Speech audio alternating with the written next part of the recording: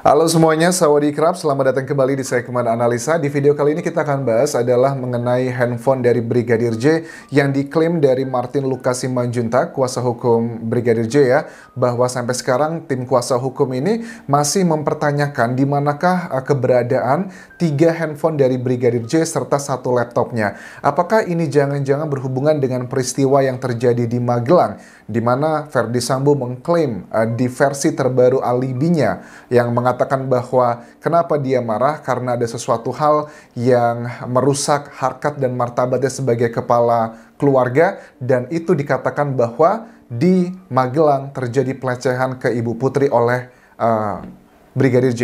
Dan tentunya aku pun tidak percaya 100% seperti klaim yang dinyatakan pertama, ada dugaan pelecehan di rumah dinasnya, ternyata itu sudah tidak terbukti tetapi dipindahkan sekarang ke Magelang. Nah, kemudian juga di bagian ini akan aku bahas mengenai keterangan Pak Mahfud MD memberikan klarifikasi lebih detail tentang apa sih maksud kata-kata menjijikkan tersebut, dan kemudian keterangan juga dari Diolipa, mantan kuasa hukum Baradae, tentang isu yang dibawa adalah mengenai hubungan sejenis. Well, ini adalah klaim dari Diolipa yang mengatakan bahwa ya yang namanya Sambo itu adalah biseksual. Maksudnya seperti apa? Apakah ini berhubungan dengan kasusnya ataukah karena ketidaksukaan pribadi? Tentunya tanpa bermaksud memberikan label mau itu heteroseksual, homoseksual, ataupun panseksual dan sebagainya. I think yang namanya seksualitas itu tidak terlalu berpengaruh untuk memastikan dia akan berbuat sesuatu karena itu tergantung dari kualitas hati. Well, ini sangat sensitif tetapi aku tidak akan membahas kesananya, tetapi akan aku bahas yang berhubungan dengan motif. Menurut aku gini ya, di awal kasus ini muncul, Ferdy Sambo sudah jelas mengatakan bahwa motifnya adalah karena Ibu Putri dilecehkan oleh Brigadir J. Tetapi sekarang itu sudah terbantahkan, sudah dihentikan penyidikannya karena dinilai tidak cukup kuat buktinya. Kan kita penasaran dong, masyarakat juga pengen tahu terus motif sebenarnya apa begitu. Ini akan kita bahas, jadi jangan disalahkan juga masyarakat karena memang dari awal Ferdy Sambo yang sudah koar-koar mengatakan motif yang awal tadi dan ternyata itu sudah dibantah. Tetapi sebelum aku lanjutkan, aku mengucapkan terima kasih untuk 27,5% para penonton yang sudah pencet tombol subscribe. Itu adalah support nyata kalian untuk aku terus mengawal kasus ini hingga nanti di persidangan, hingga nanti tuntas untuk melihat apa yang sebenarnya terjadi ke Brigadir J di tanggal 8 Juli 2022 tersebut. Pertama, kita akan coba cross-check dulu teman-teman.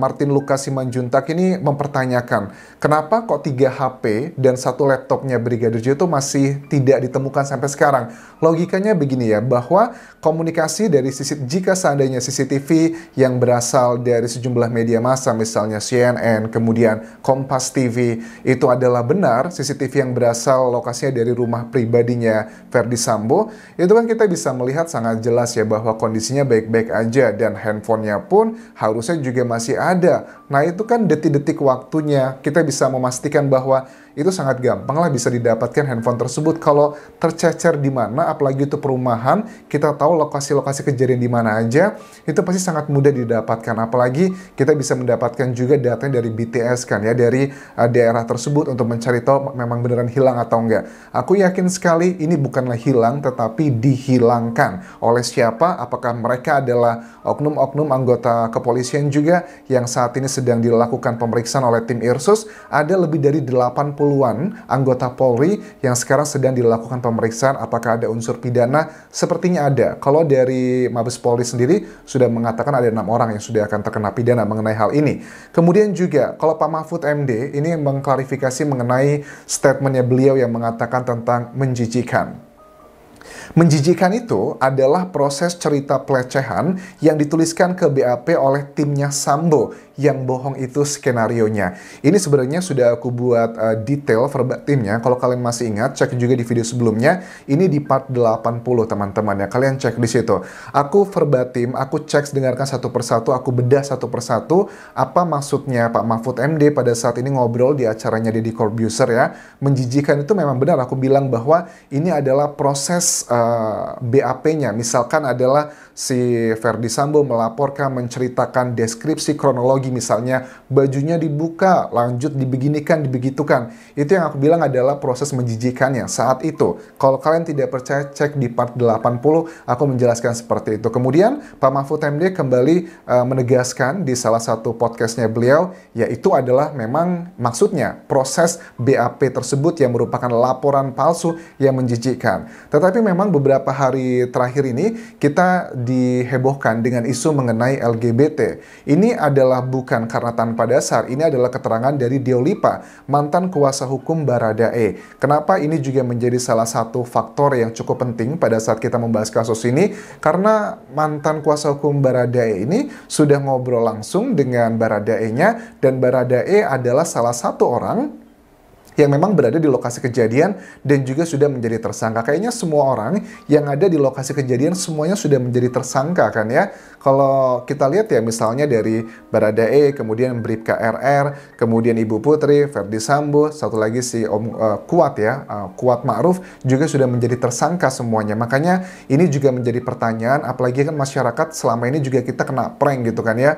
Ferdi Sambo bilang di awalnya karena ada dugaan pelecehan tersebut sudah dihentikan karena tidak kuat alat buktinya, dan kita penasaran dong, terus apa dong motifnya? Jadi jangan disalahkan masyarakat bilang nanti jangan buru-buru, nanti di pengadilan akan diceritakan semuanya. Well, karena sudah dikeluarkan dari awal, Ferdi Sambo bilang bahwa motifnya adalah karena pelecehan, dan kita sudah secara pribadi pun kalau kalian cek dari video pertama episode 1, aku juga sudah menganalisa di situ bahwa tidak mungkin terjadinya pelecehan seksual. Bisa cek dari jejak digital karena itu salah satu cara kita melihat kredibilitas seseorang mengenai isunya apa, kontennya apa yang dibahas ya.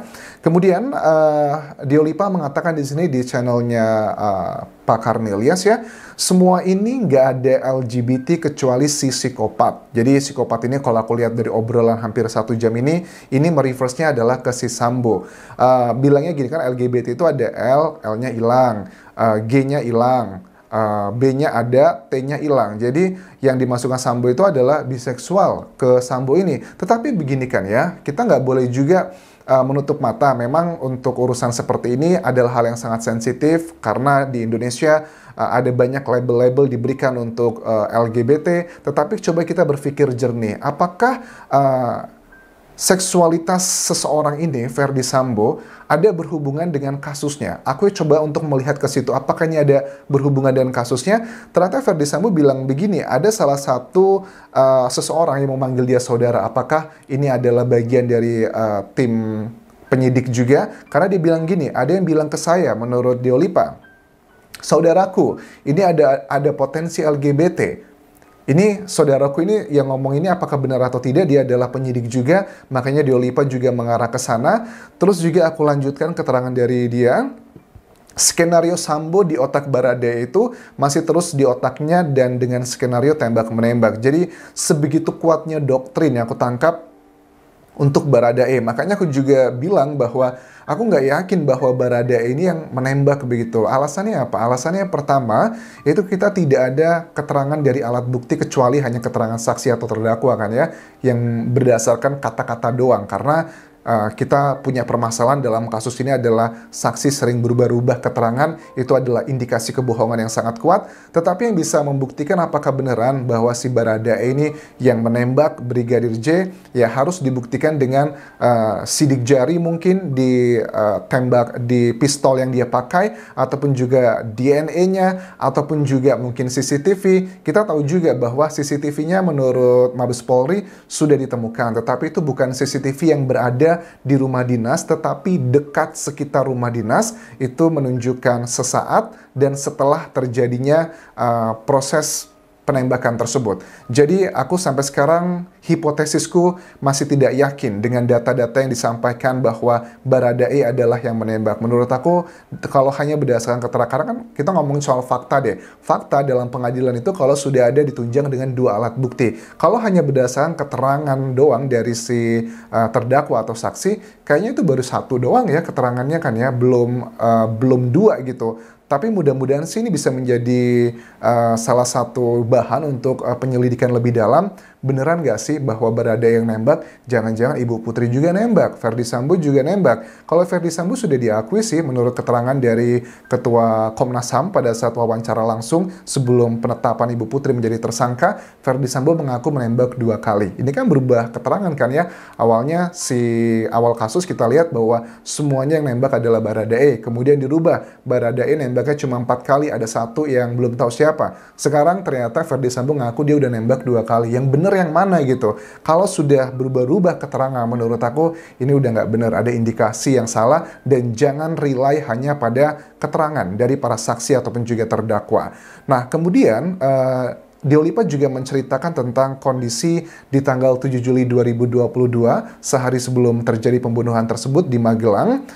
Ceritanya yang seperti aku bilang sebelumnya, bahwa Baradae dan juga Ricky mengantarkan makanan ke sekolah anak Sambo, dan di situ terjadi keributan pada saat mereka ditelepon dan pulang. Dia melihat bahwa di rumah tersebut ada Kuat, Susi pembantu, anaknya Sambo, Putri Malu, dan Joshua. Joshua memang ajudannya Putri Malu, jadi nggak boleh ditinggal. Baradae itu sempat pulang dan juga mau naik ke atas, tetapi diminta turun lagi oleh Kuat karena dibilang nggak usah ikut campur.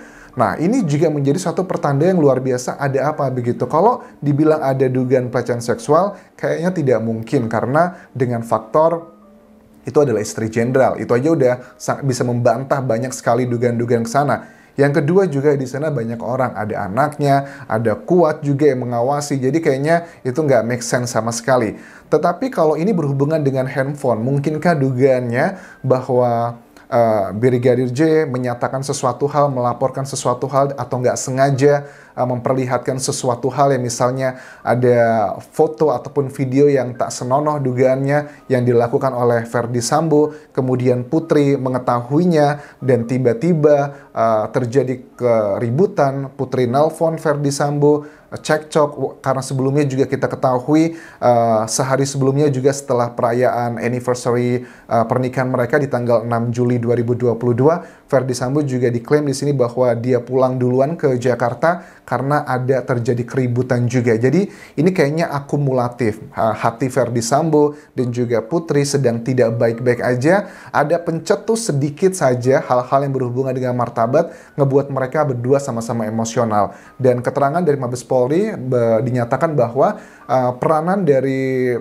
peranannya belum dikasih tahu lebih detail untuk Putri Chandrawati, tetapi pasalnya adalah pasal pembunuhan berencana. Kita juga akan menantikan peranannya seperti apa sih Putri Chandrawati, karena dari yang aku tangkap pada saat press conference kemarin, Putri Chandrawati itu terlihat dari rumah pribadi sampai ke rumah dinas, dia juga ikut merencanakan untuk menghabisi Brigadir Joshua.